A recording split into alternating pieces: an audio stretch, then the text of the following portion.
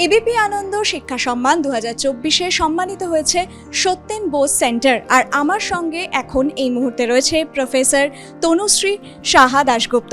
কেমন লাগছে তার জেনে নেব তার থেকেই। এই সম্মান পেয়ে আমরা গর্বিত, আনন্দিত, কারণ আমাদের যে গবেষণাগারটা সেটা অধ্যাপক সত্যেন্দ্রনাথ বোসের নামে তৈরি, এবং অধ্যাপক সত্যেন্দ্রনাথ বোসের নাম কজন লোক আজকে জানেন রাস্তায় বেরিয়ে জিজ্ঞেস করলে সন্দেহ আছে, বিজ্ঞানীরা ছাড়া।